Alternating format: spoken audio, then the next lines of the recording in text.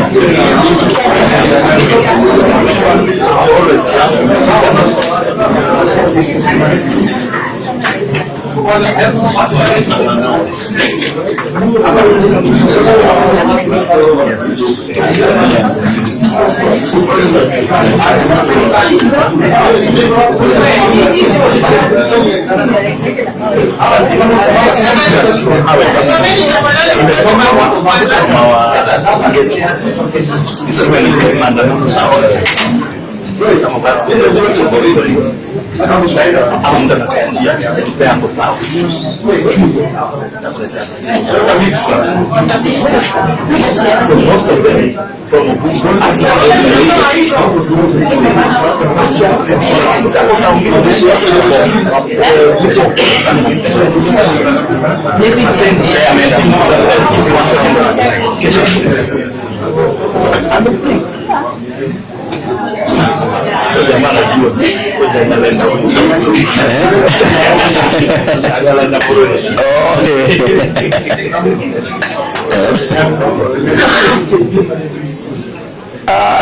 some boys was my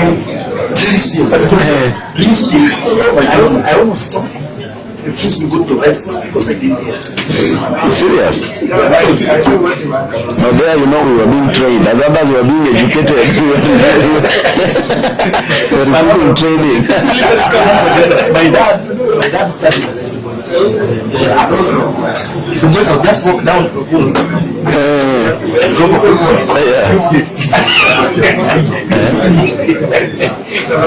You know, JV, when I was doing maths, JV said that he wanted me, he wanted a contest with me. This guy come to a contest. Yes. You know, JV, you need to ask Pius how little I was in mathematics in high school. Everyone told you that. Even Ken told you. Even Kenneth. Student in the country in mathematics. So JV, you ask Chancellor. Who said one exam in maths? Let me this guy in one room. JV, ask Chancellor about my mathematics prowess. He will tell you.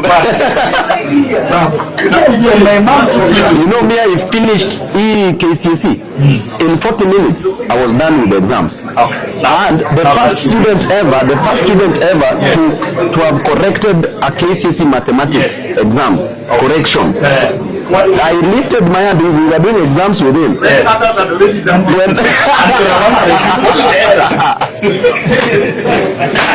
You annoy people in that exam, but there's a mistake. You know, maybe, and it was KCSE. And it was KCSE, na nikabeba mkono nikasema there's a mistake na hii question. And you know, after 40 minutes they corrected. But initially, the supervisor said there can never be a mistake in KCSE. Then they corrected a 15-mark question. Yes. Hey, after that, we are now I'm going to pursue that team. I just do an green hat. you should. So that we swear. Now that you've done finish that one. But it's only 9.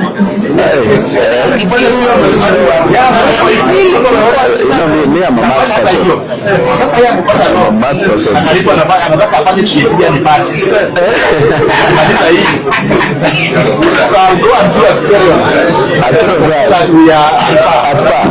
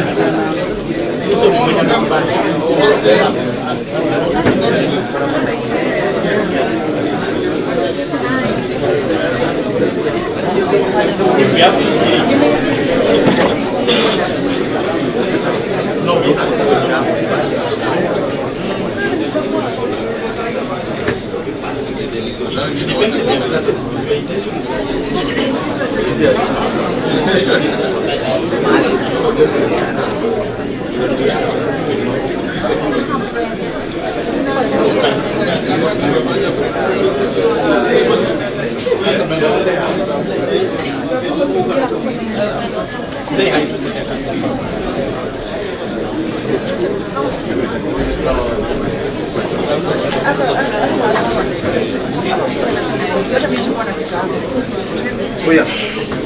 a medium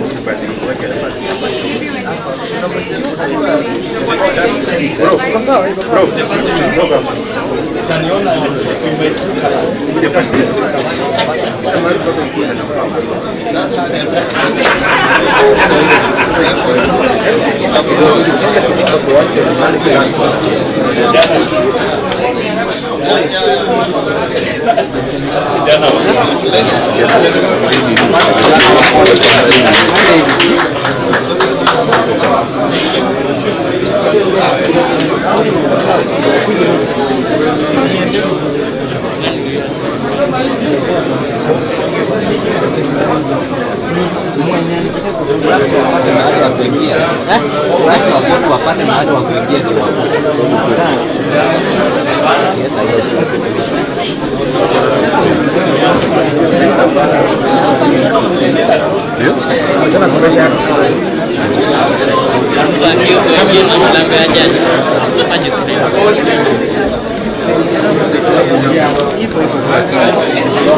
Hamtateta na wablock, sisi tutasimama. Itabidi muinue itabidi prosecution kwa hapa. Ndio yake utachoka. Sasa Sikuja hata kitu gani ndugu. Haiwezi inua. utablock. Sasa bidini cheki. Bidini tutafute kitu kae pale hivi. Bado tulikuwa na nitafutia kiti. Kuna kiti. Bidini kuna kiti pale. Sasa tukiaddress code, lazima tusimama tu. Sasa unaona ukiwa pale. Sasa pale nita-address code. Acha nijaribu. Hadi chini ya leo na umekipata pata.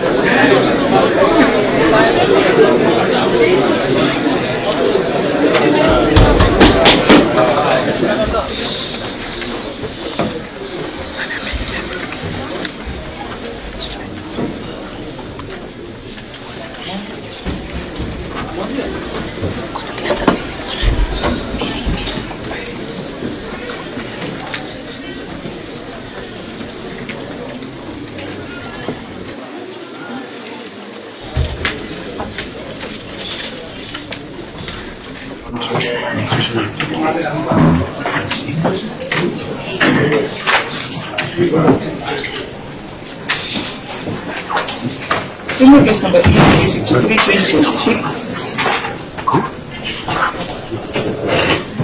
Gideon Odero.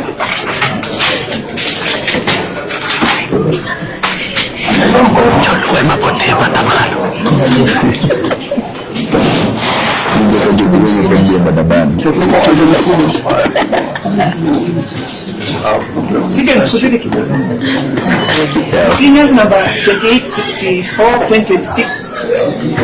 Jean Pere 1 alias John Peter.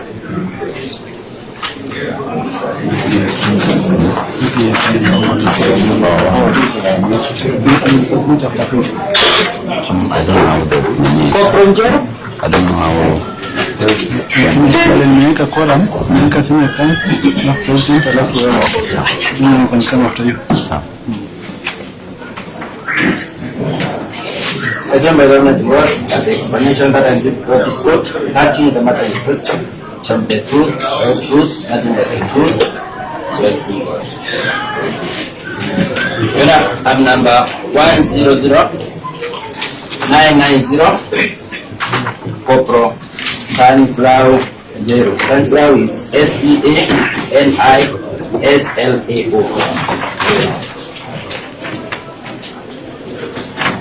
I am the investigating officer.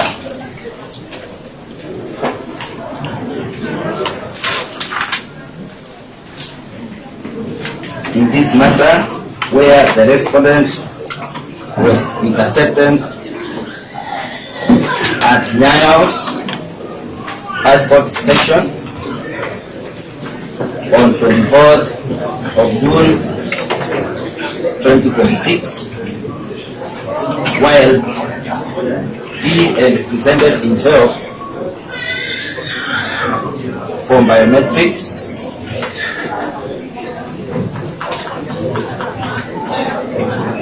as he was in the process of applying Kenyan passport.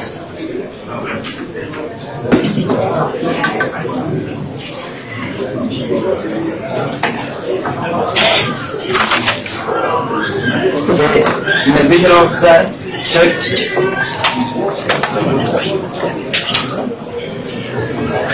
on the PIC system and they discovered that he had a history.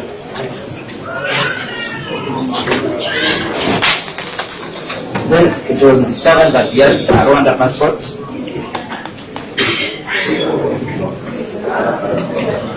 And at the same time, he has a Kenyan ID number 38 1874.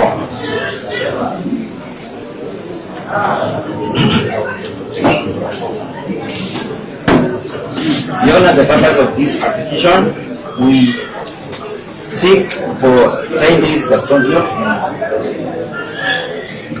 to enable us conduct investigations into how he acquired Kenyan documents despite him being a foreigner.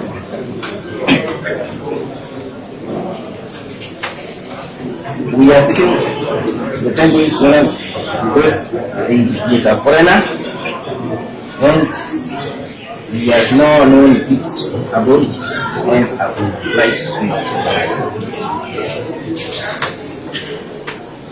We also intend to trace, you assist us to trace the purported parents he declared during passport application.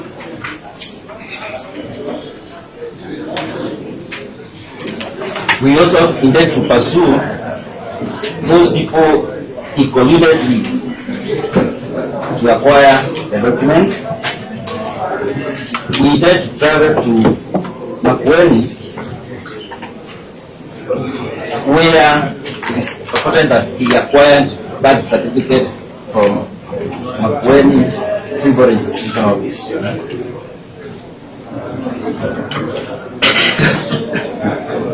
We are also able to receive reports from Department of Immigration, National Registration Bureau, Civil Registration, as well as Rwanda Embassy.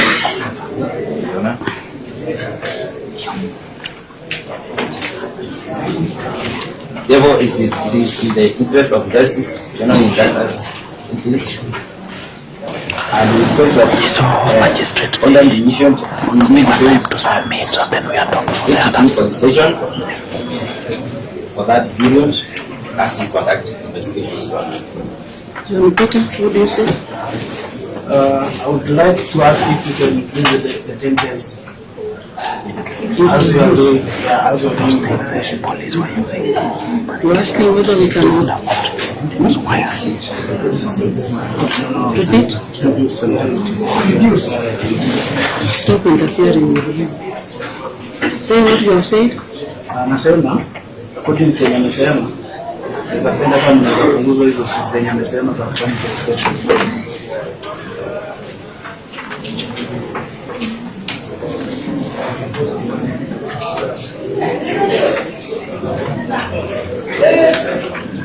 Tunasema spike kama hurricane.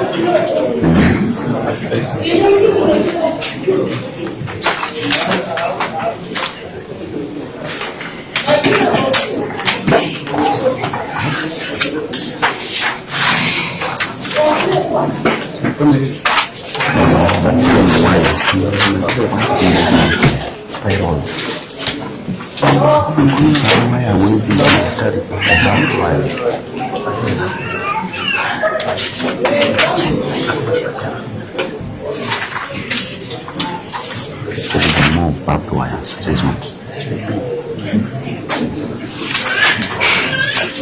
This guy is like crazy.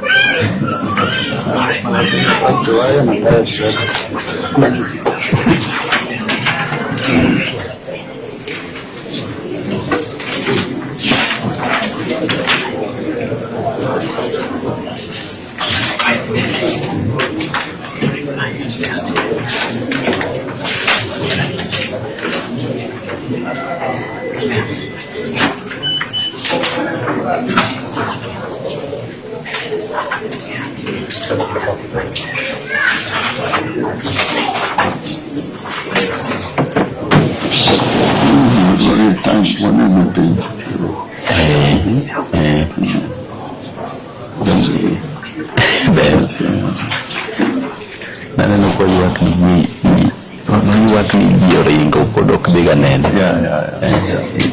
Bonyisane. Sufficient time to probably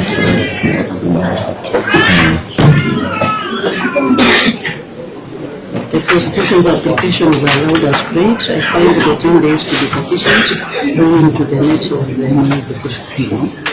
Sometime on 9th of July. Next. I have another matter for a very, very urgent matter. And then Which one? Can I speak, Your Honor? You are speaking, I can hear you. I have a very urgent matter I would like to bring to notice. Yes, which A young lady by the name of Shaba Alkian, the whole of South Nigeria country.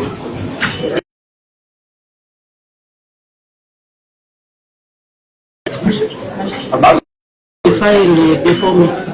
he has not been fed at all. The child His has not file, been fed at has his file been brought? The file. Your Honor, you can use your discretion. You don't need even a file. The child has not been fed out. A file has to be compiled, presented. A file. Which one? Can you central and Pick up with the second one. I don't hear my ears are on the back. There has to be a file for me to record what you say. I think someone is sending the file. The child has not been fed at all. The interest of the child are not paramount. Which I hear. Chapter here. Yes. Wednesday. The child. Yeah, the child has not been fed since the night.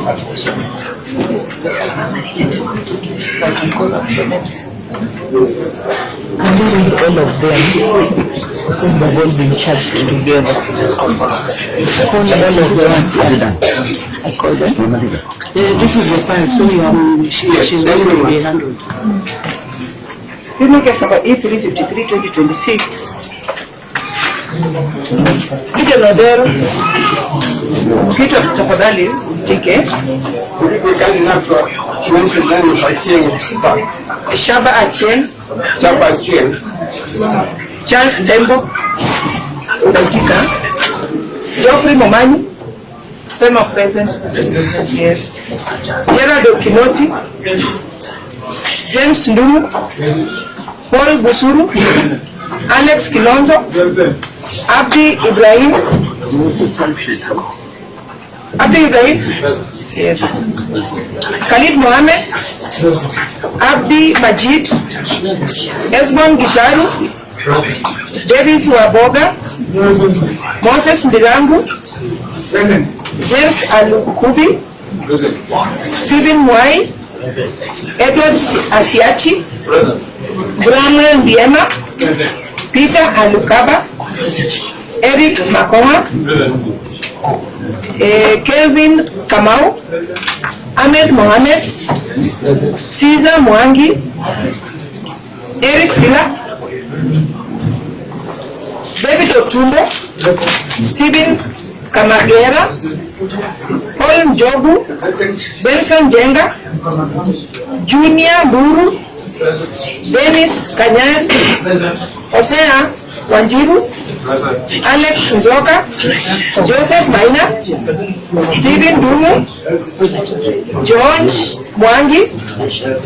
Stephen Mulinge. Kevin Mukavi. Alex Asare. James Muturi. Eli Ume. Robert Kitui. Jamlek Bubia, Tony Omondi, Tony,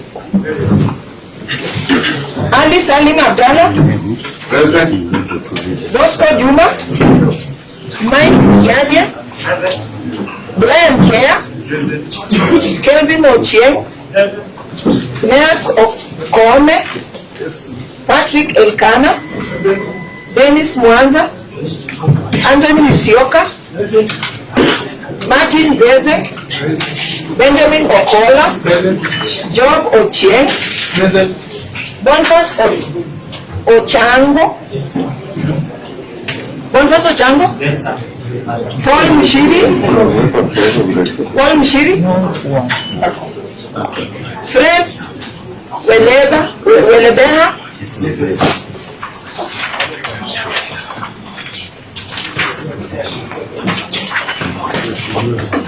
so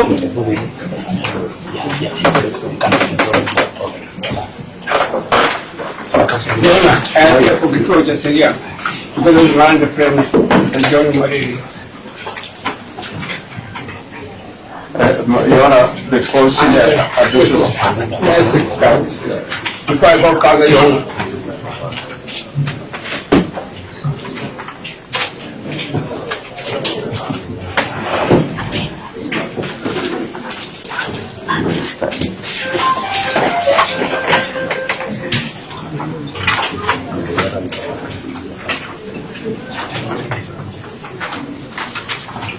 It's just obstruction. Obstruction. And respect. Mtatumia lugha gani? Kizungu ama Kiswahili? I don't just speak national language. My lady, maybe you should take the quorum first because I have to know the language because I have to record which language you use. Kiswahili. Nini wote Kiswahili?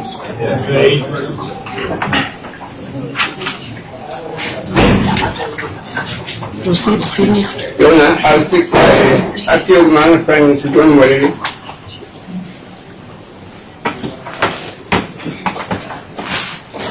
With my permission, Your Honor, may I acknowledge the presence of our former governor, Honorable Mike Kongo, and the governor, Honorable Orengo, and the president Senator Owino, and the president of Honorable Babu. Owino. Your Honor, probably it's better to have the full quorum, then we can proceed on that basis. Because other than me and the president and Babu Owino, we're quite a host of advocates. So we make sure the record clearly bears the representation. Then we proceed. I have no objection. Yes. So Kamini is number one, Yes. number two yourself? Yes, I appear with the following counsel for the accused persons. My late friend, former president of the Law Society, Faith Odhiambo, Senator Dan Manzo, Honorable Babu Owino, Murini Karani, Eric Muriuki, Pius Pius Oyo, Abner Mango, Abner is spelled A-B-N-E-R, Nurdin Hagai. Please tell me if I'm too fast, your lady. If I'm too fast, but I think we're doing fine. Ivy Wairimo, Alois Beche, J.W. Oroko,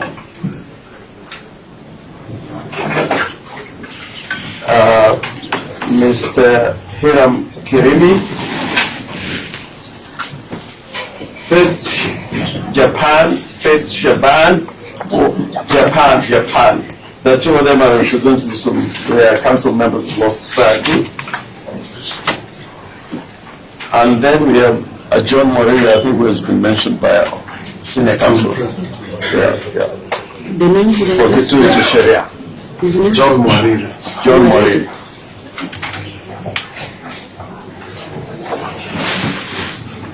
So I propose that properly prepare the charge of the Mr. Witty. I think on behalf of the Republic, my name is J.V. Owiti. I appear together with Mr. Murage, Mr. Kiragu, Ms. Karioki, Ms. Magolo, and Mr. Mwaura.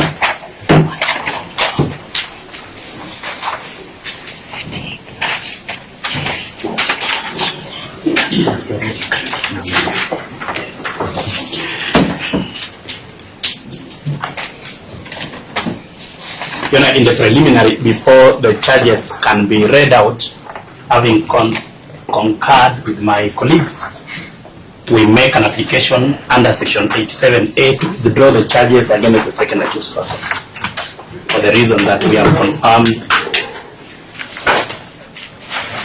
the name is Shaban. Shaban Achieng. Shaba. Or Shaba. Shaba Achieng. We make the application to withdraw the charges against Shaba Achieng, pursuant to section 87A Procedure Code, together with Article 157(6)(c) of the Constitution, and that she may be forthwith be discharged from this section of the Constitution. Article 157(6)(c) of the Constitution, as read with section 87A of the Criminal Procedure Code. She may forthwith be discharged before we proceed to plea for the rest. The reason for that withdrawal is that we've confirmed she has a 7-month-old child, and that would be sufficient reason for us. May I say something? You are agreeing. I'm sorry. I forgot to mention the name of Elizabeth Ochieng. You are dealing with the Shaba Achieng. What do you say to I'm what appearing with her. Okay. Because I was doing what You want to withdraw? Any objection? yes? You want to withdraw the case against? About regarding withdrawing the case, Your Honor. May I say that I'm most grateful to the Lions President. May I say something further?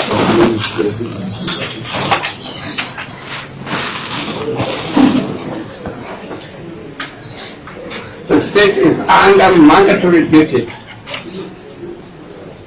Give me time, I will withdraw that case first. for you to make an offer. The legislature Give me time, I will do the withdrawal. Sorry, I'm sorry. My ear cannot interpret it.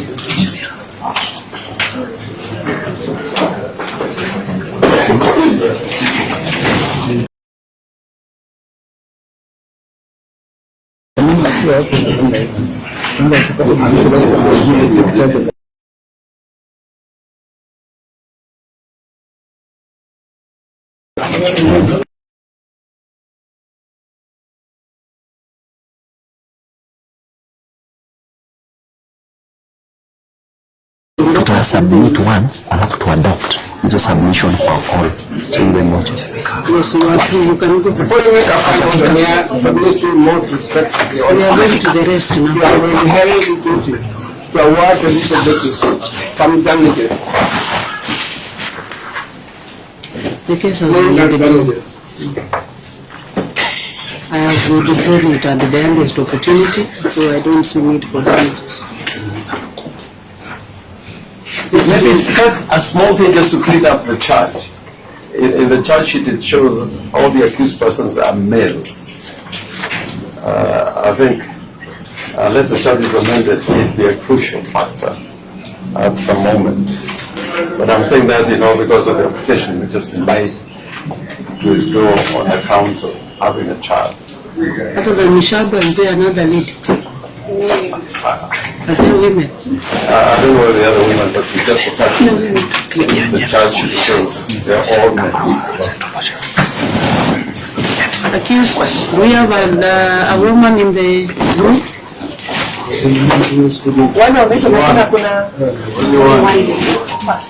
It was only Shaba. So So proceed and read out the charges. Sasa mimi wote ambao mmeitwa majina, nashtakiwa na kosa kwamba mliweza kuzuia magari kinyume na sheria. Maelezo ni kwamba mnamo tarehe 25 mwezi wa 6 mwaka huu mwendo wa saa 6 mchana katika barabara ya Kadisi kule Kamkunji Sub County, jiji la Nairobi, nyinyi kwa pamoja mliweza kuzuia gari ambapo mliweza kuweka mawe na pia mkaweza kuchoma ambayo sasa hiyo iliweza kusababisha lori kazuia gari na watumiaji wa barabara wengine kupita. Ni ukweli ama sio kweli?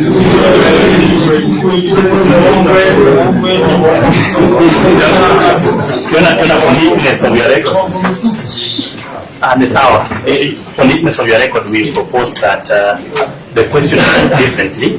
We can see that says the majority denying the charges, so that if your clerk would ask if anyone is... You have to record each accused with what. That's right. That's right. What I'm trying to record. That's right, Your Honor. But you said the time of both the court and the advocates, the court can simply ask whether there is anyone pleading guilty, but the court's record will read individually. So I have to write that individually. So do you bear with me? I did the right. All right, that's okay.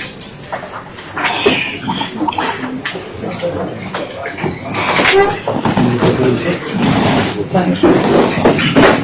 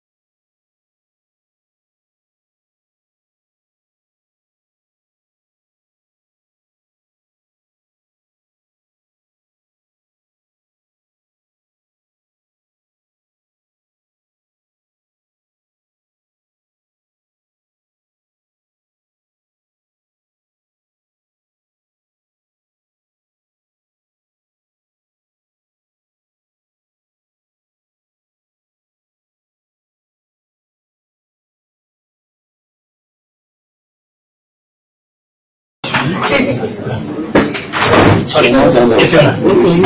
We were proposing that while the court will individually write the nature of the plea from each of the accused persons, because of their number and to save time, the court can simply ask who of them pleads guilty.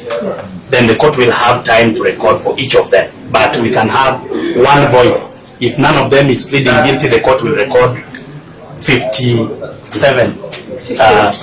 57 because one has been withdrawn. Plea of not guilty for each of them in the record.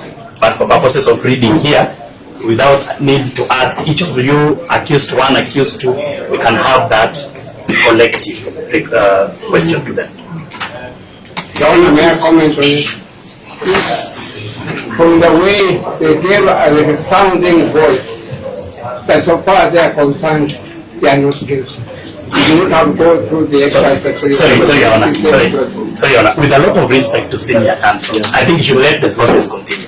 He cannot take plea on their behalf, and the question will still be asked. It's a simple question. Also, I'm saying they say in a very sounding voice that they are not guilty. Senior counsel, you know better than I do that the court has procedures. Let us let the court do the procedures with a lot of respect. Have you understood what I said? Yes.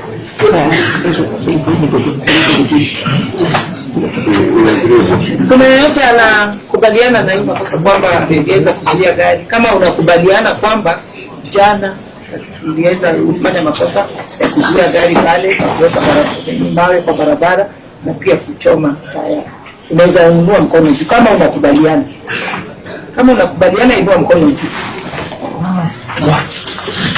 Sawa. Kwa hivyo wote mmekataa.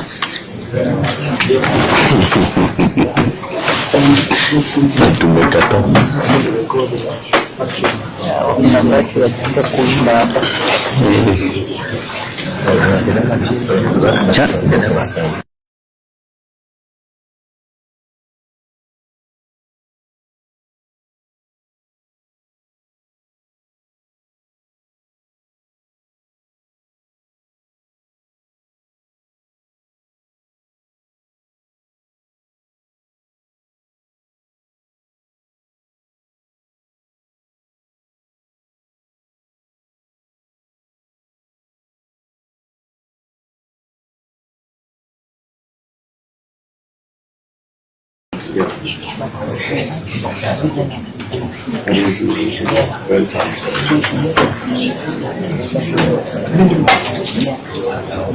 They're already not opposing bail, so itakuwa easy if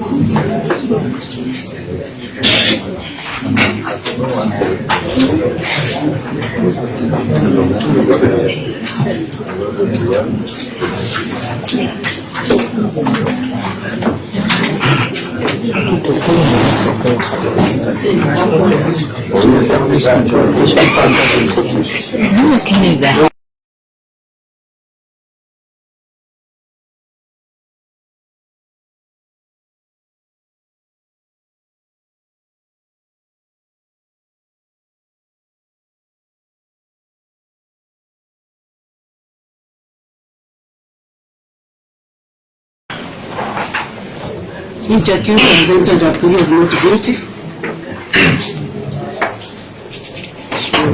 plea entered is that of not guilty. Your Honor, we are not opposed to the release of the accused persons on bail. We will, however, be requesting that the court grants reasonable bail terms, considering the nature of the offense. To ensure that they attend court.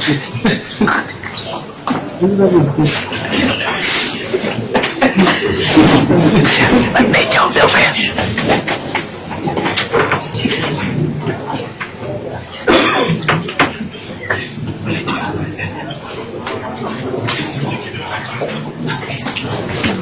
No, let me say from the bar, Ms. Soliti is normally fond of giving me a very difficult time. But today he's been reasonable. But having said that, Your Honor, we would want to say in response to the position of the prosecution that they are not opposed to bail, in the circumstances we plead with the court that in view of the nature of the offense and the circumstances of the offense as it appears with the charge sheet, release of the accused persons on personal recognizances, or rather free bond, would be reasonable in the circumstances.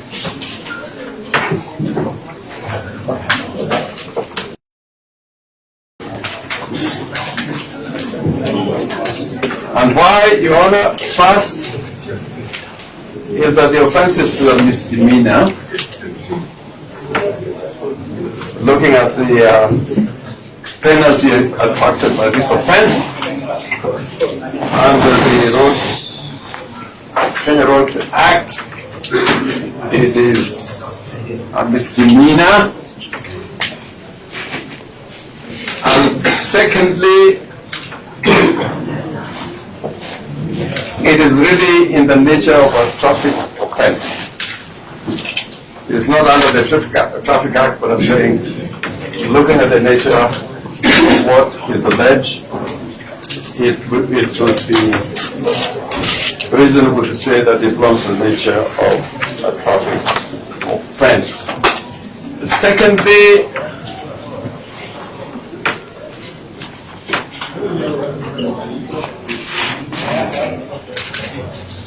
it is without a doubt that these charges arise out of the events that took place yesterday, and the court can take judicial notice of the fact that on the part of the government of the Republic of Kenya,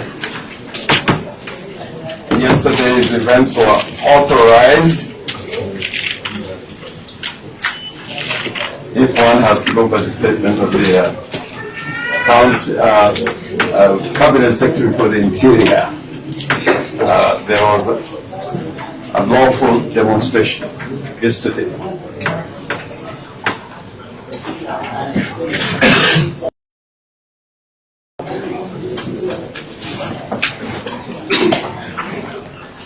Thirdly, and we're trying to make this as short as possible, being a Friday, on record you have copies of statements by witnesses attached to the charge sheet.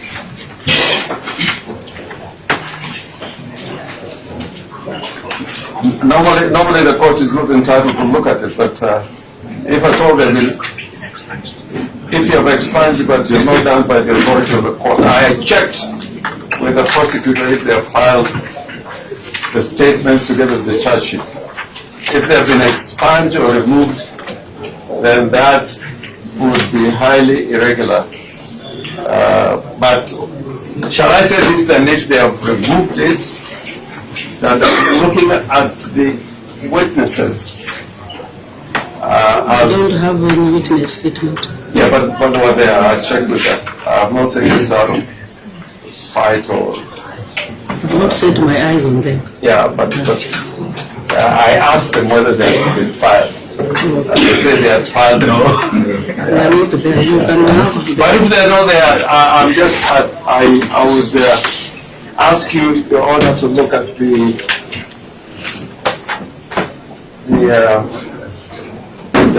charge sheet. The witnesses are all police officers, and this is an omnibus offense with more than 57 people.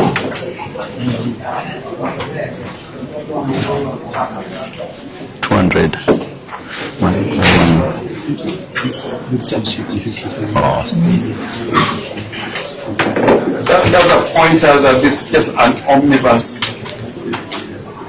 charge.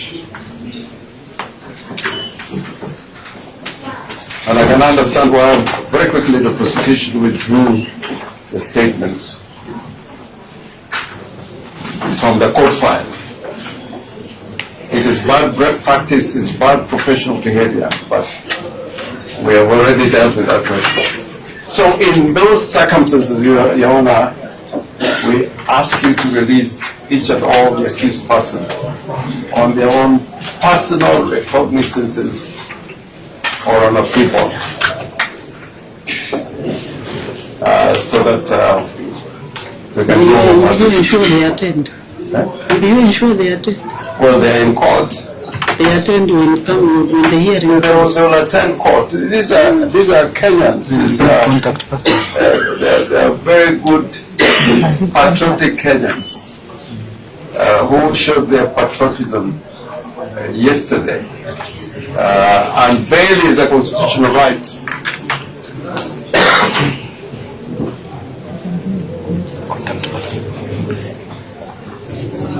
At the time of giving that person businesses, they can give their details, where they live, and the persons who can be contacted on their behalf. But it's such a matter that me as a senior counsel, I'm prepared to stand as guarantee. I'll make sure each one of them come to court. I'll make sure. And the president here will make sure Honorable Babu, Owino, Senator Manzo, these are patriotic people. So I ask you, really, ask you that it's a Friday.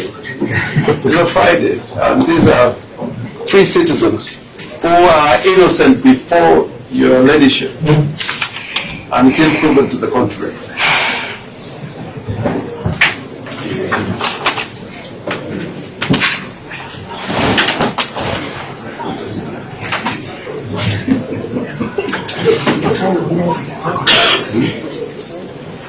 Yes, I'm told Governor Sonko was there. Yeah, he knows their home. There are two governors there. Sonko and Governor Babu, we can't go wrong with that. But I want to show you, I've never said this before, court of law, to say that I can personally.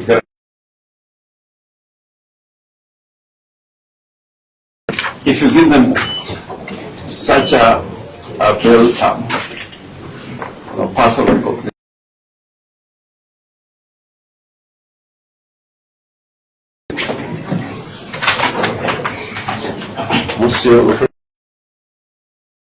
Maybe, Your Honor, just to add, is that you can always take the contact information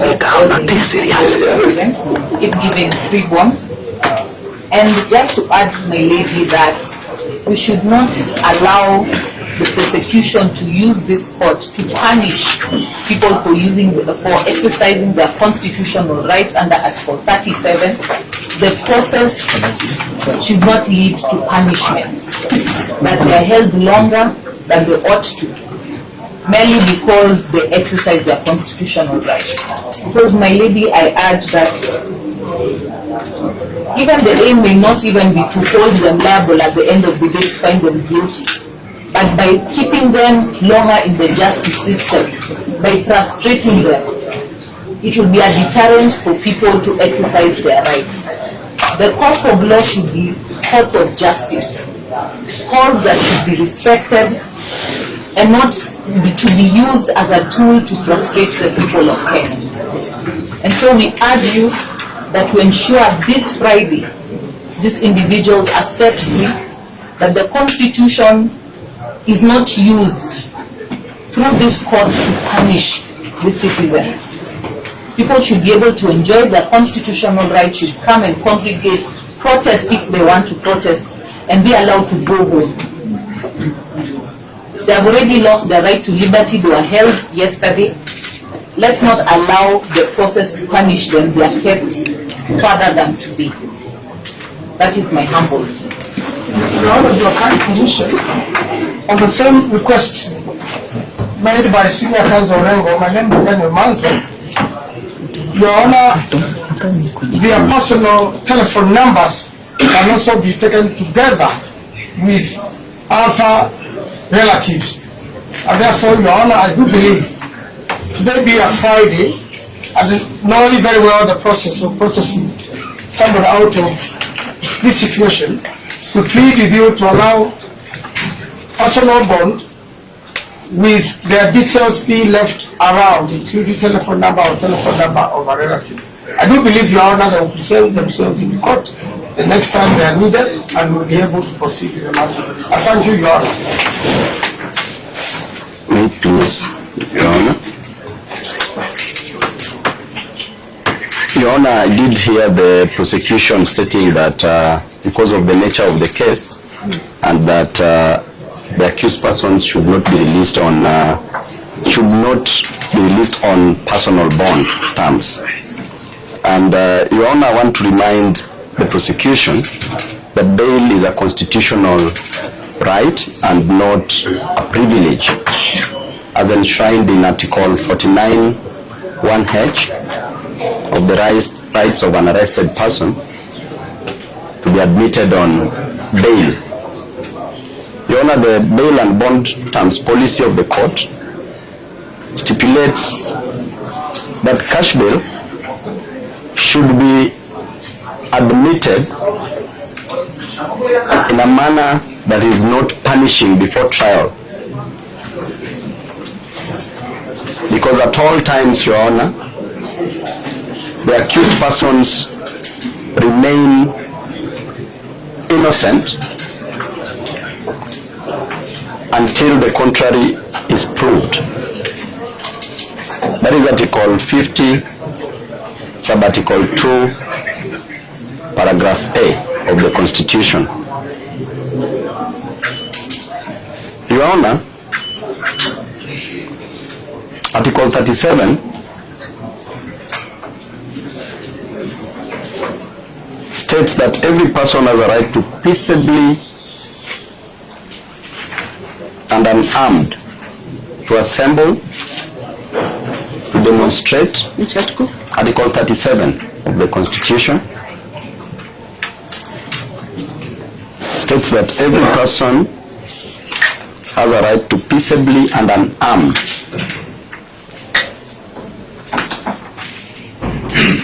It's quite fortunate that our people, the accused persons here, were only armed with their brains and phones. To assemble,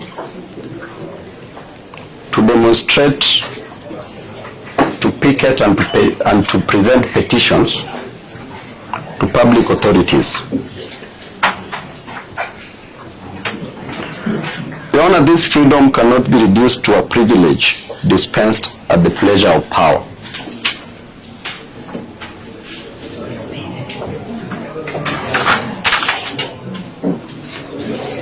And Your Honor, the greatest mistake that the accused persons committed is to commemorate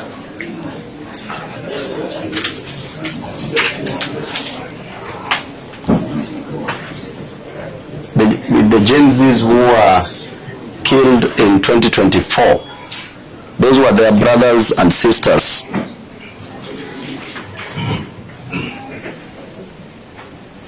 And Your Honor, the state cannot convert grief into guilt.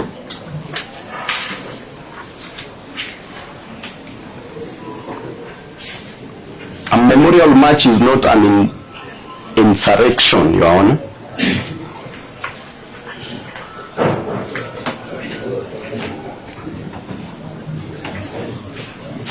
And the Constitution does not go on holiday when citizens take to the streets, Your Honor.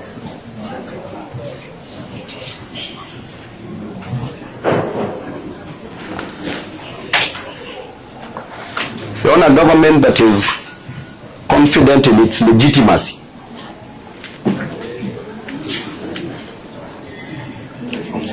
does not fear candles, flowers, prayers, or peaceful assembly.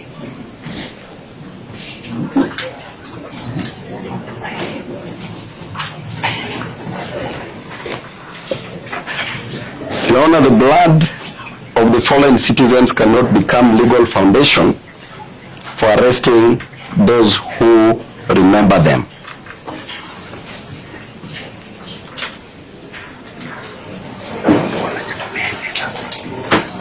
And if mourning becomes criminal, Your Honor, then liberty itself stands accused. Repeat that one. If mourning becomes criminal, Your Honor, then liberty itself stands accused. And therefore, Your Honor, the executive cannot suspend Article 37. The executive itself cannot suspend Article 37, which allows the right to assemble, merely because it finds the message inconvenient.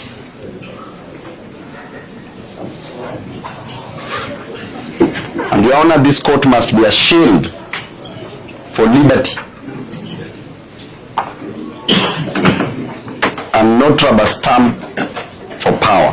Not a rubber stamp for power.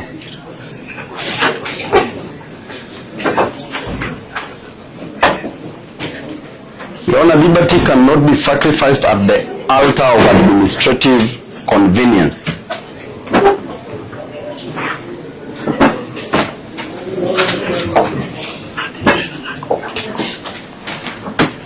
Lastly, Your Honor, after today's headlines fade, one question will remain.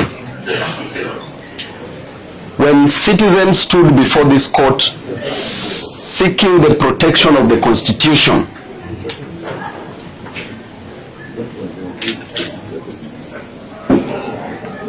did the law bend before power? Or did power bow before the law?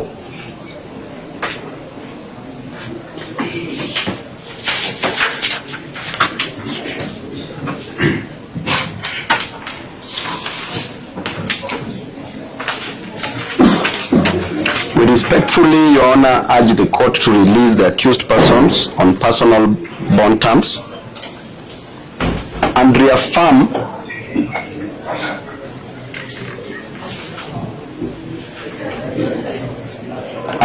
that constitutional freedoms are not crimes. Your Honor, rights do not just disappear just because power is uncomfortable.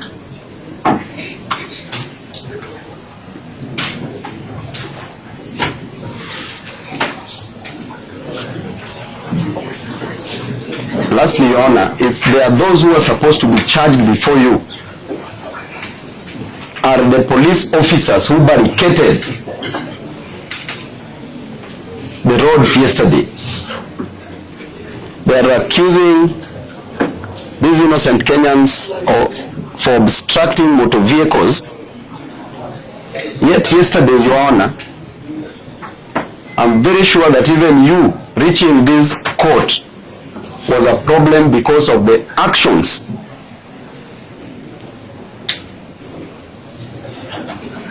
of the police officers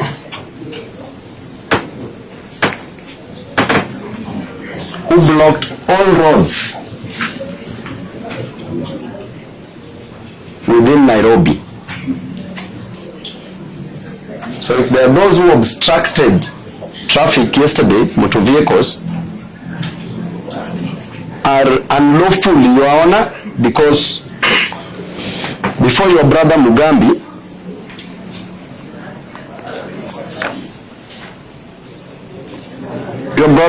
released a ruling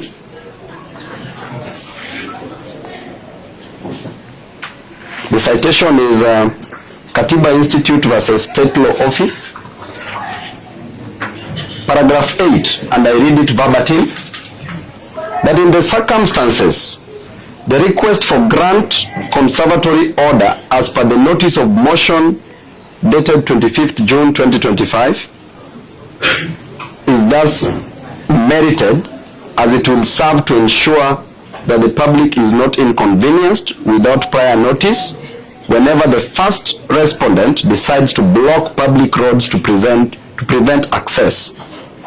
Paragraph 9, I thus grant the following order pending the hearing and determination of this application. And the order is that pending the hearing and determination of this application, a conservatory order is hereby issued restraining the first respondent,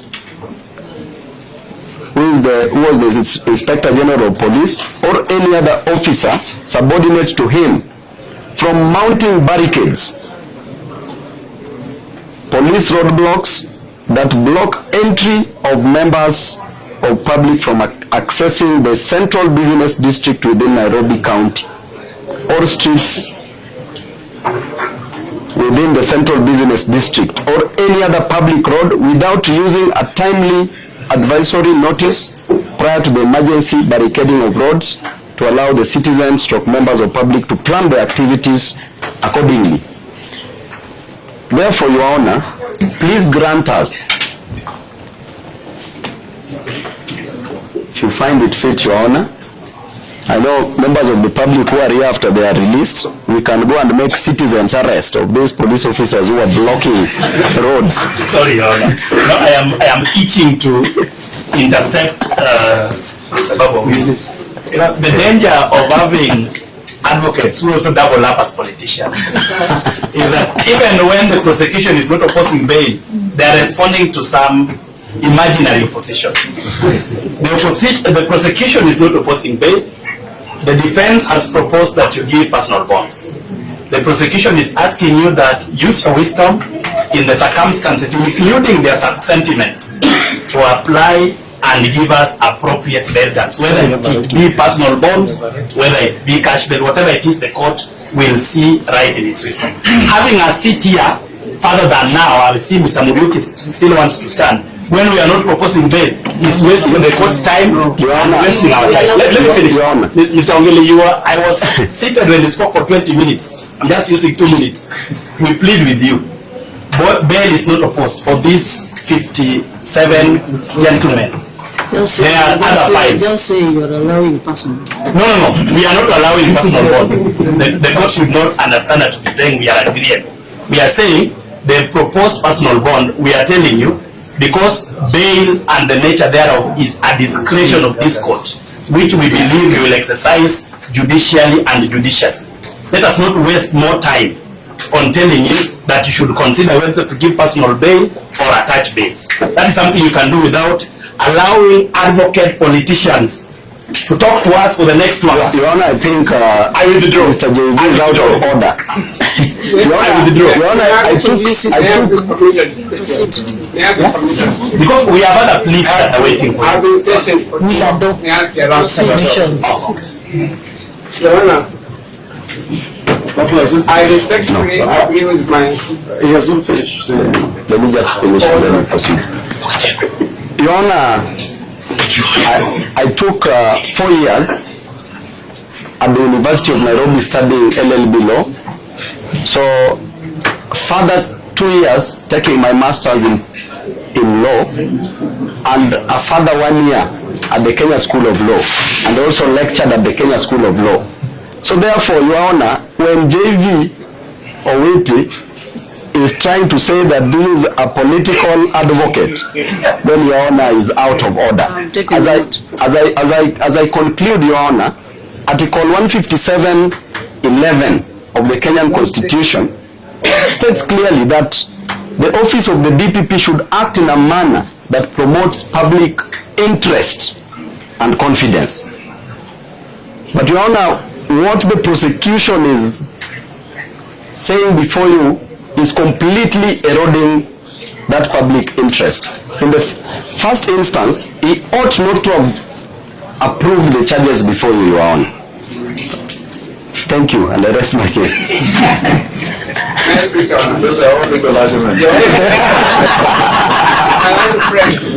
My old friend would like to say something thereafter. Yes, very briefly and following what the seniors have already presented on, I'm going to address you. My name is Eric Murioki.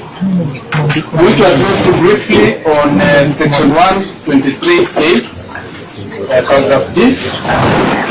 With mentions of time. Proceed. Yes, on the CPC.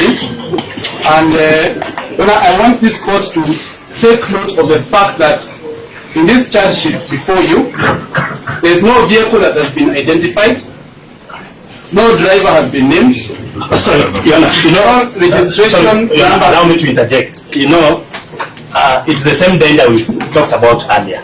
The question of evidence. My other friend can sit down, let this young man finish what he wants to say. Senior counsel, you are not the court. Let me finish what I'm saying. I'm allowed to interject. After right to speak. We're not giving one you can speak. You know what we are. No, let us just allow him to talk, and then you can. Samina, you are not the court. Let me speak to court kindly. With a lot of respect. You have been interjecting. When we are saying Yes, something, because Your Honor, no, Your Honor, allow me to make my interjection. You can overrule it. Allow me to make my interjection. No, Your Honor, we are not opposing bail. We have other pleas to take. The gentleman is going to issue some evidence of the let me finish. You have signed that Christian chorus. I am here to represent the Republic in this case, so I will have my time to speak, and then I'll let you speak. What we are telling you. Kindly have a seat. Yes. Kindly. Yes, Your Honor, I'm addressing the court on time. Yes.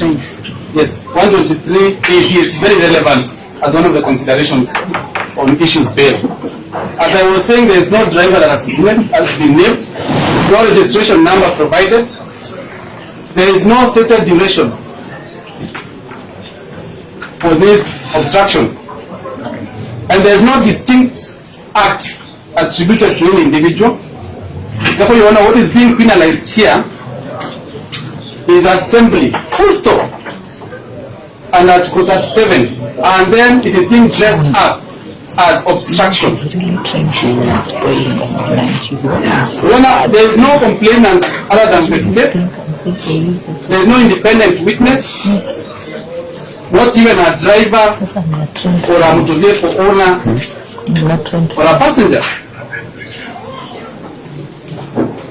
A charge of obstructing traffic with no obstructed motorists anywhere on its face is thin, and this is just the state persecuting assembly under Article 37 and not vindicating the use of any road.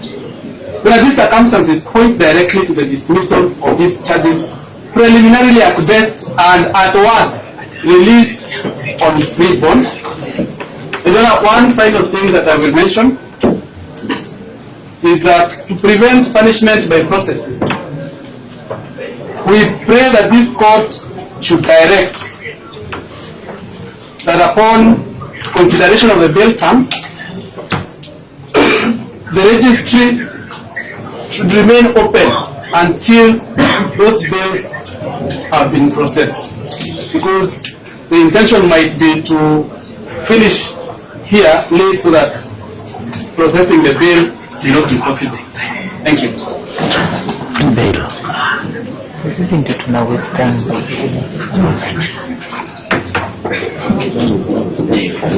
You're not going to respond? My not going to speak. I'm the son of the soil. I thought you were I am a son of the soil. I have the right to speak. Proceed, Owino. Yes, Your Honor. I respectfully agree with my learned friends, Honorable Orengo, Honorable Babu, and Honorable when they have said, let the accused is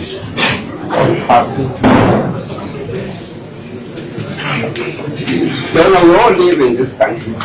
We cannot pretend that we do not know what to do. We all live in this country. And you know the events of yesterday, quite a number of us who are waiting for the story. We know what happened. We know why activists went out yesterday. They were paying their respects to the deceased. And this charge or this allegation against them arise out of a situation. It is clearly intended to abuse the law.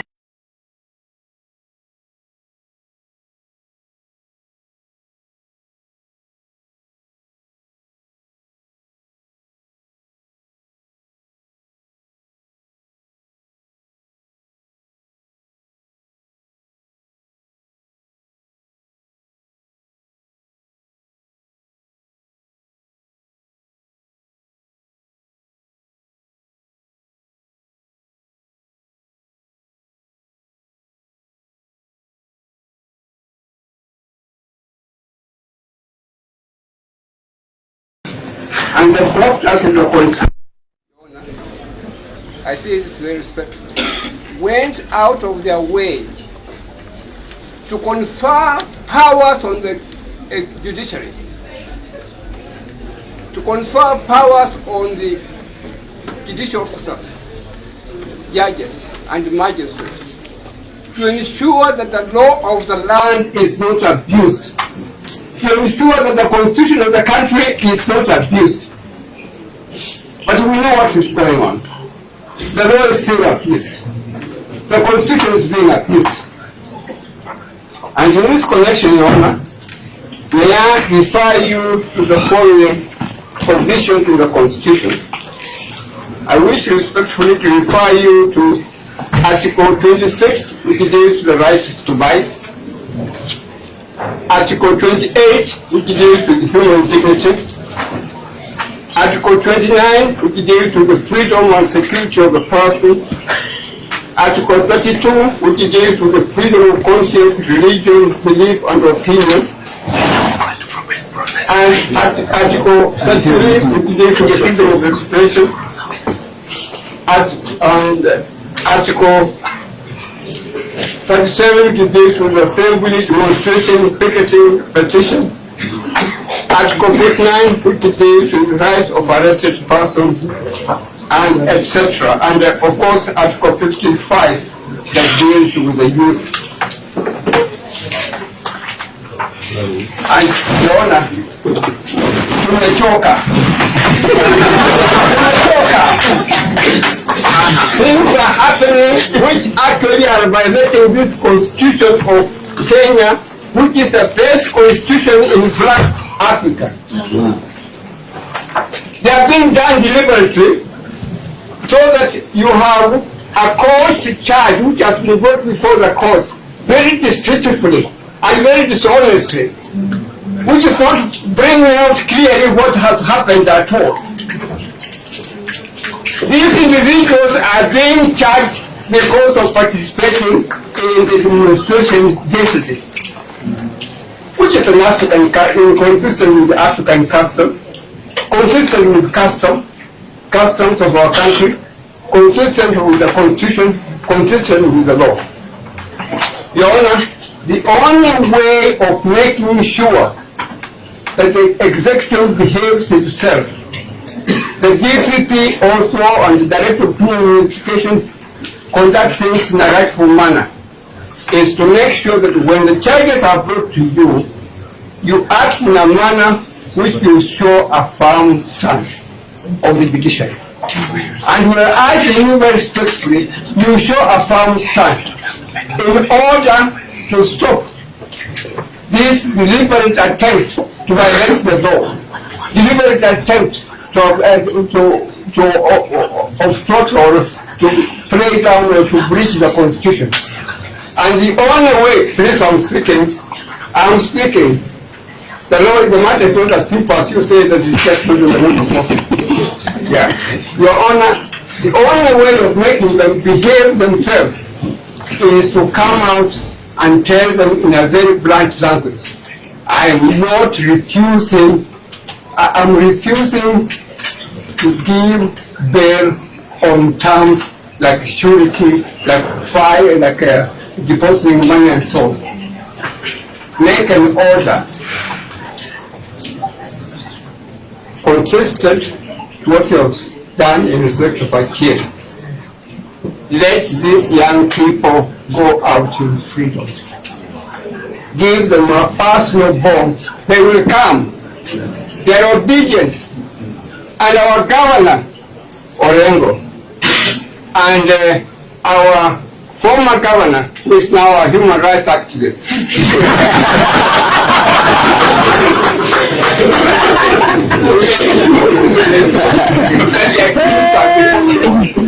nobody won't run away from this country. If I may remind you of saying that we used to say to tell people when we came from universities that we hoped that Kenya would be a wonderful country and a short peace with the whole world. We used to say that when you are tired of Kenya, you are tired of life. We can no longer say that.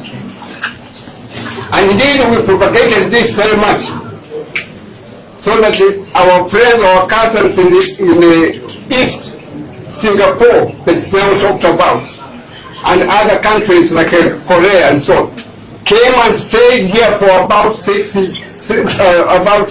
months, trying to find out why Kenya was doing so well. 7 shillings made an American dollar.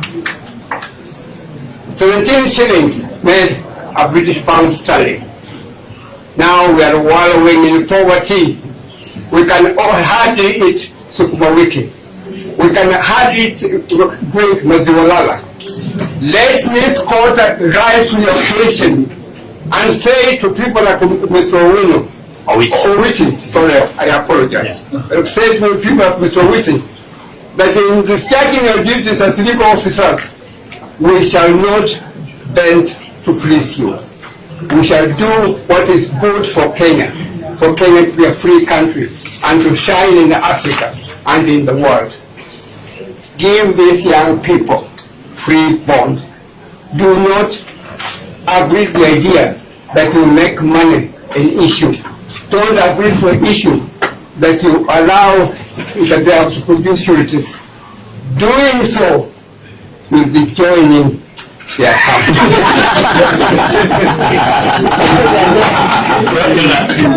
I think everything has been said. Just a remark. I was my feature at the commencement. I'm saying this because Hamenwa has been on his feet. I normally find it very hard to listen to Dr. Hamenwa because I practice within under the old constitution. And I thought times would be better. And we were tortured together. But I remember an occasion when we were in court with him together, Dr. Hamenwa. And the magistrate, when making a consideration on what terms of bail to grant to the accused persons, he asked one of them, how much money do you have in your pocket? And it turned out that person had only 1,000 shillings. And he said, how are you going to get home?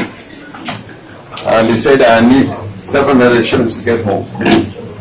On that basis alone, your colleague who was sitting on that same chair gave a personal bond, because bail is not a privilege, it's a right. My worry is attendance. So it depends. My worry, senior counsel, is just attendance. Yes? Attendance. Attendance, these are citizens. And if there's any problem about attendance, you would have been addressed on that issue.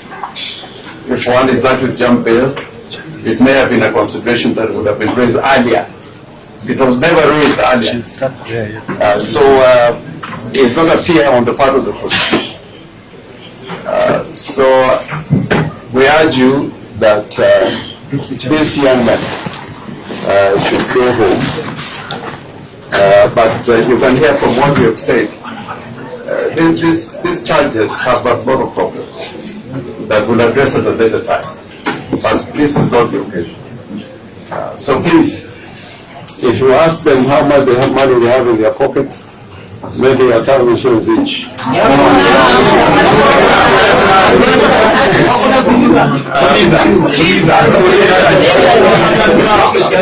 So it could be a sign of, you can hear from that chorus really.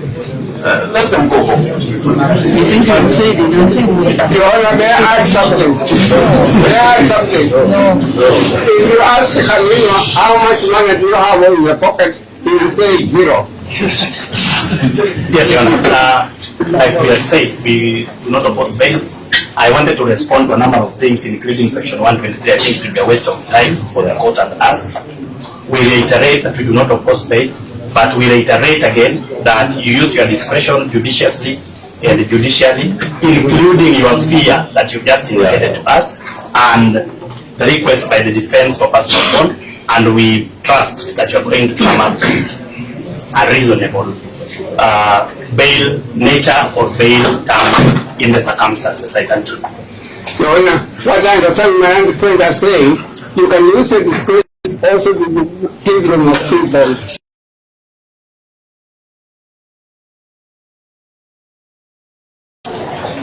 What is wrong?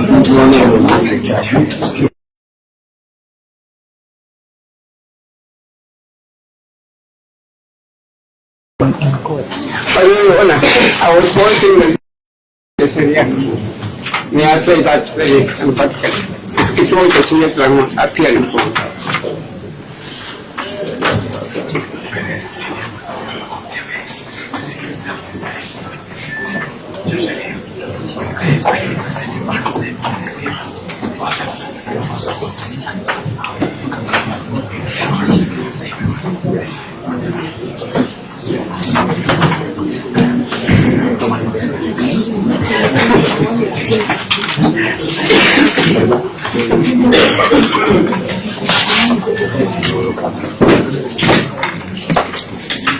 By the way, Your Honor, if you're not aware, this Mr. Owino is always bringing this mandamano cases.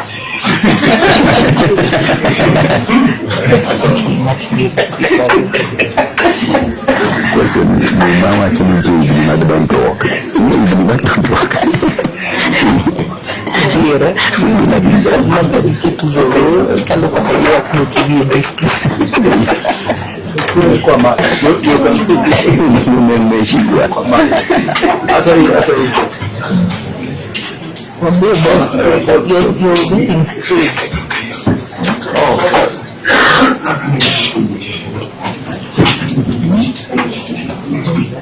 You're thinking this thing has trained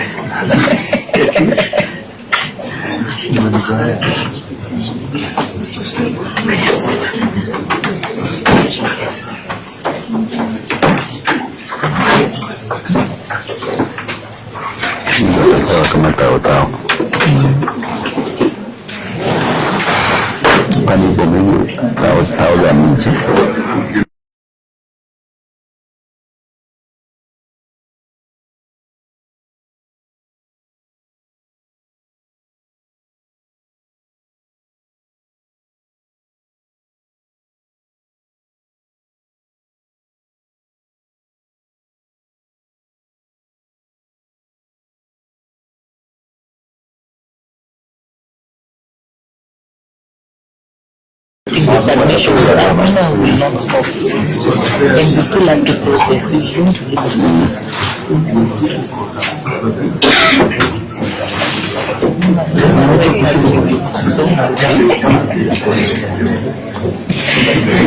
They cannot reinvent themselves. That's what they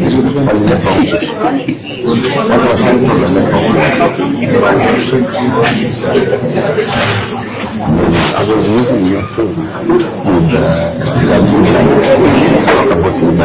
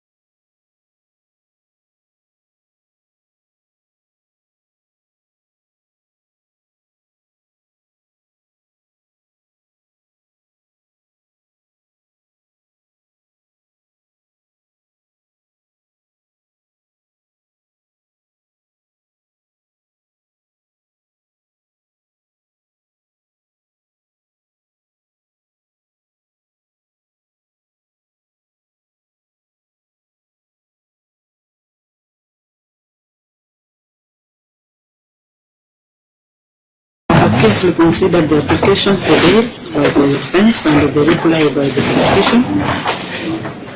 I've noted that a good number of the accused persons are young people.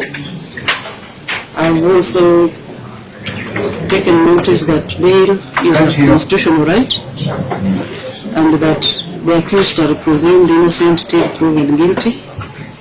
I've taken judicial notice of the events that led to the matters before me.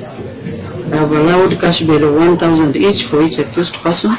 The defense will be supplied with witness statements and the end documents relied on by the prosecution, and the matter be mentioned in a week's time for pre-trial.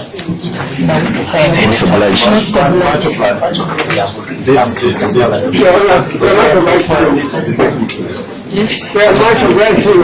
Thank you. I will give you God's blessing. Kwamba kila mmoja wenu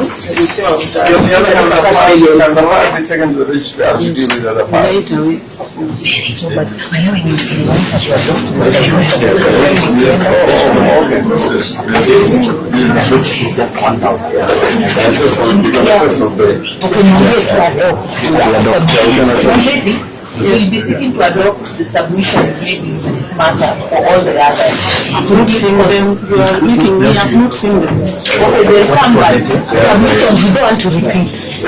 Yes. You mentioned second and we adopt the submissions so that they can be removed moving fast, and yet we need to process the ruling. We are doing process in time.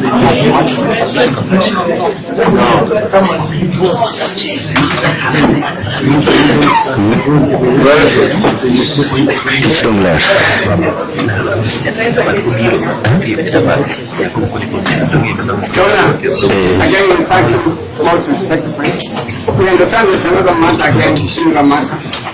Yes, yes. Yes, about E349 2026. Shadrach continues.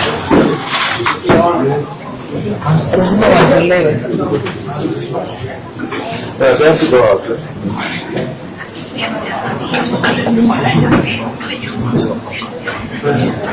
Okay, then, yeah. Shadrach continues. Yes. Eric Juma, Pamalo, Joseph Barasa.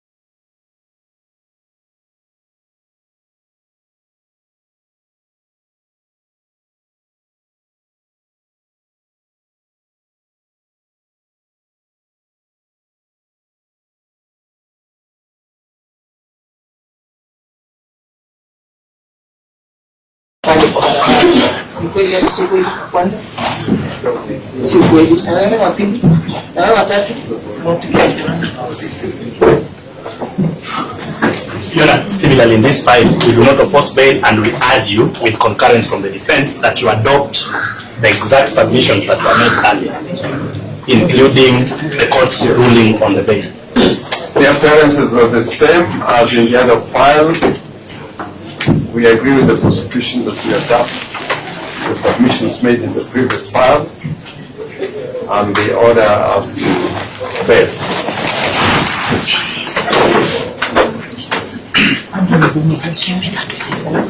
This time we agree with Orengo previous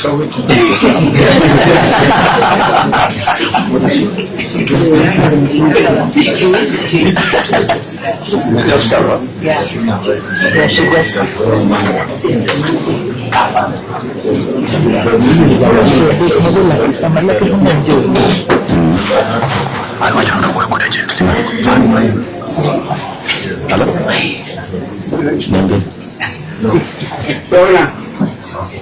So I keep on amending the appearance. I'm also appearing with my airport learned friend, Mr. John Maina.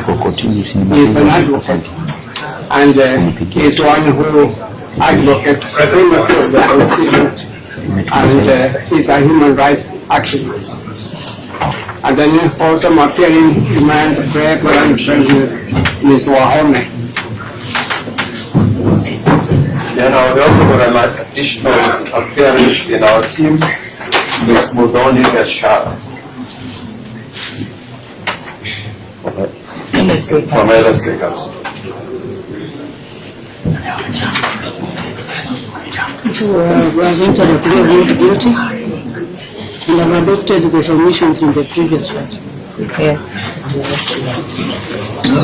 Most obliged. Most obliged.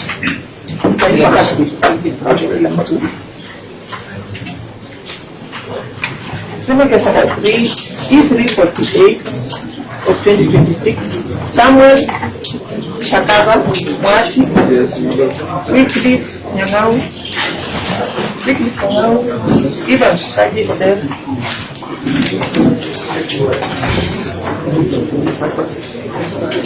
Nimeshtakiwa na kosa kwamba niweza kuzuia gari kwa barabara kinyume na sheria kabisa, ni kwamba mnamo tarehe 25 mwezi wa 6 mwaka huu pale mwendo wa saa 3:30 asubuhi katika barabara ya Genz mliweza kuzuia gari, nyinyi pamoja na wengine ambao hawako mbele ya mahakama mliweza kuzuia gari na mliweza kusanyika pale kwa barabara.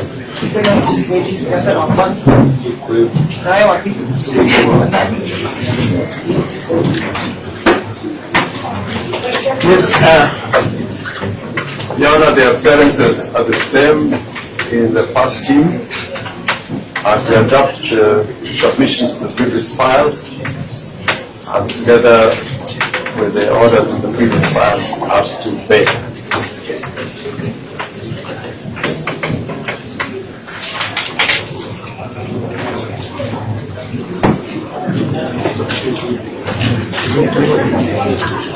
Your Honor, may I say something?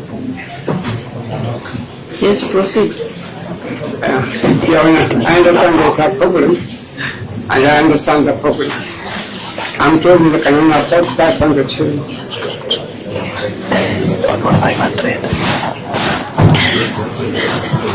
I say this, Your Honor. Don't work when you are joking. Can you don't drink one? I can only afford 500 shillings.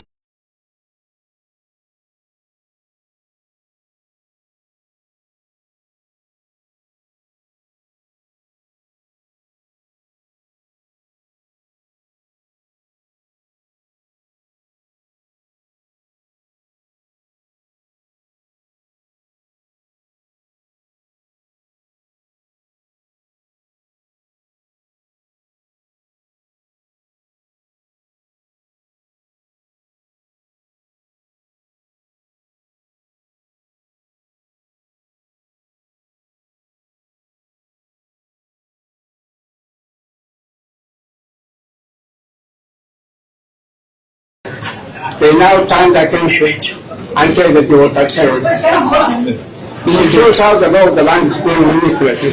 As noted. We have more than 9. But that's not part of the record.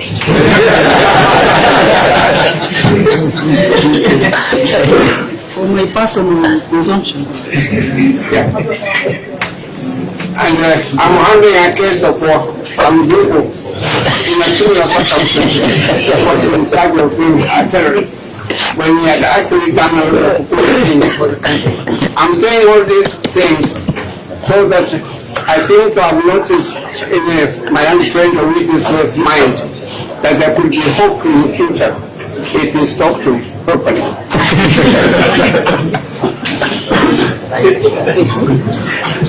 Like I said, that if it is just that's the way can we move on. And this one? 421. Nyinyi mmeshtakiwa na kosa kwamba imeweza kuzuia gari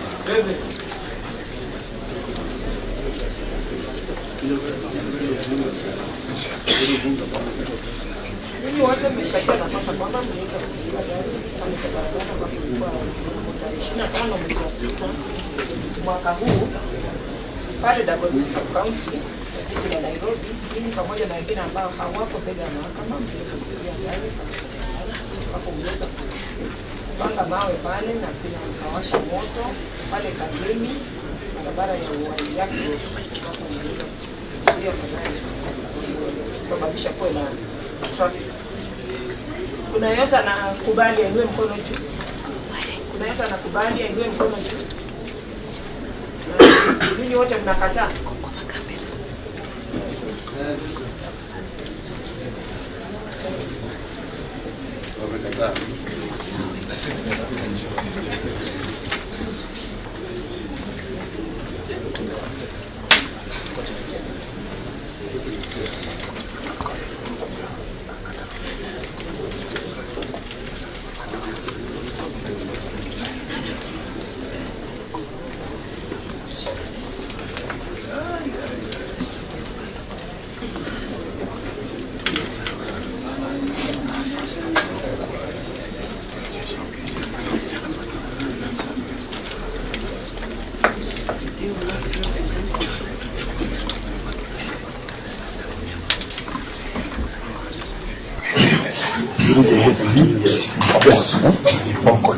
Yes.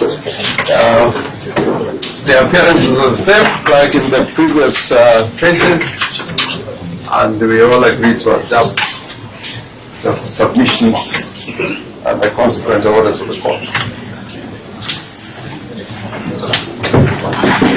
Can I confirm, same to add, I think for the first time in this file, if the court could just find out if there's a minor among them. A minor.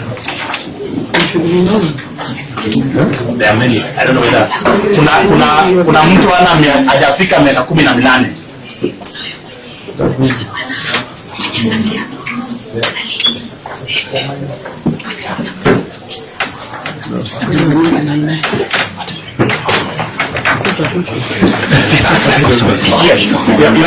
We can make the applications after this.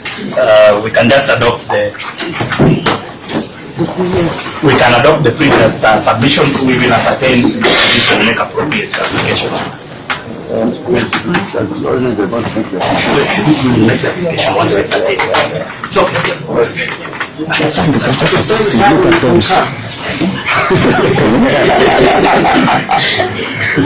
I am a good man, Senior Inwa. I am always a good man. Just on the wrong side for you. That is off the record. Off the record. Yes, I'm going to talk with Owino outside. That's right. After I finish. That's right. He will buy tea today. Yes. I am his good mentee. That's not part of the record.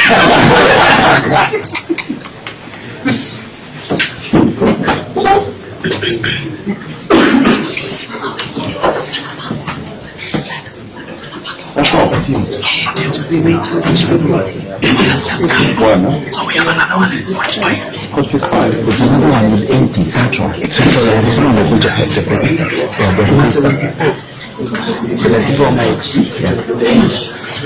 Bado not registered. Or 15. 60. So you have total. That happened close to 1 something. So we don't need cases. We are only cases and masks. As you even know in this jurisdiction, we are not using extradition. We went to them locally. Now we have to deal with international banks. You see how we challenge on extradition. You watch it. I watched it now. I sent it that our bank abroad. Now watch our submissions. That application, application. Our submissions on extradition. You know our submissions, they adopted them. So that the application they brought today is in touch with any word, even language in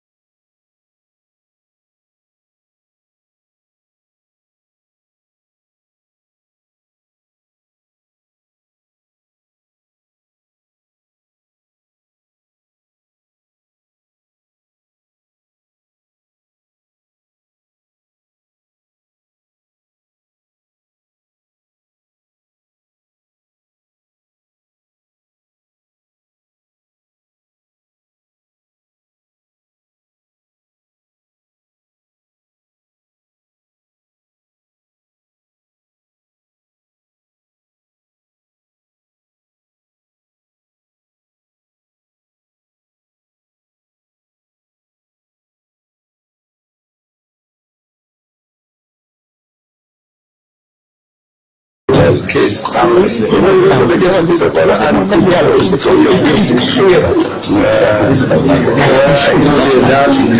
was a dumb case.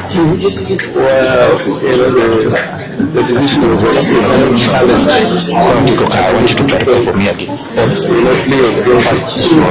And we challenge it. And we can come to the court and the laws in the appearance of competent exception. If something appears before although we plead guilty in the county, it is possible that they have a life. It is obvious that there is an instruction that plea cannot be considered guilty. That's how we use on that case. As well as there are more before that. More background. So they are doing that 17 years.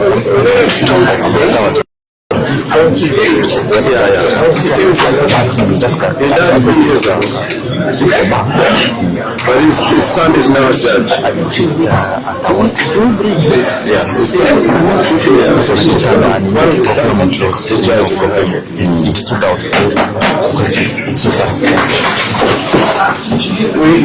What happens if I may break organ on it?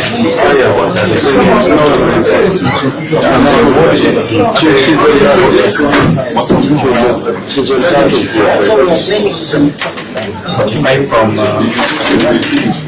charge of Central is coming.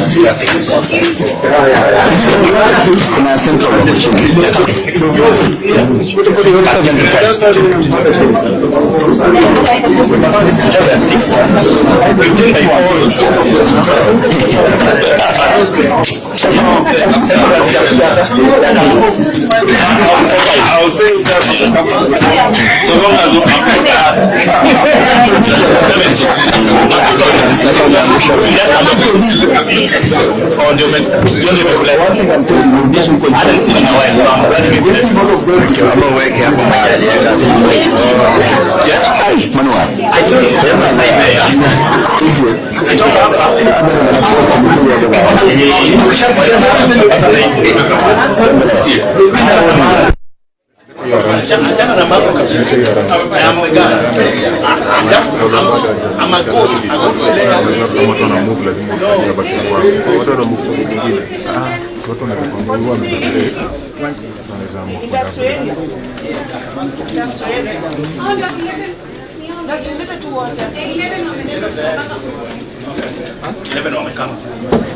those 11 are a different file.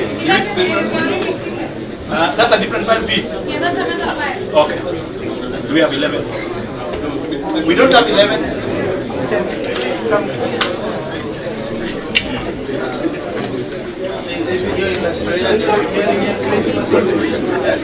Oh, nataka nimewapotelea sana nataka.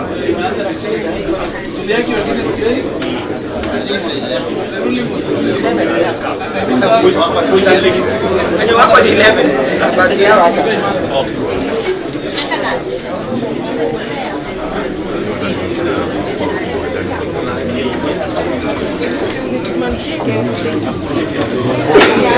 I've seen that.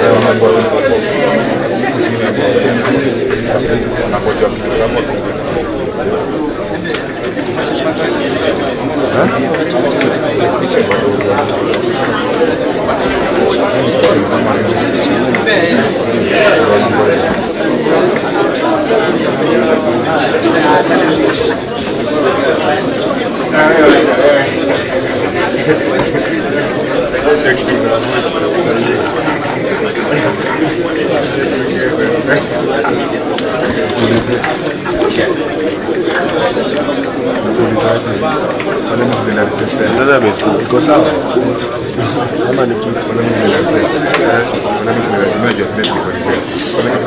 I think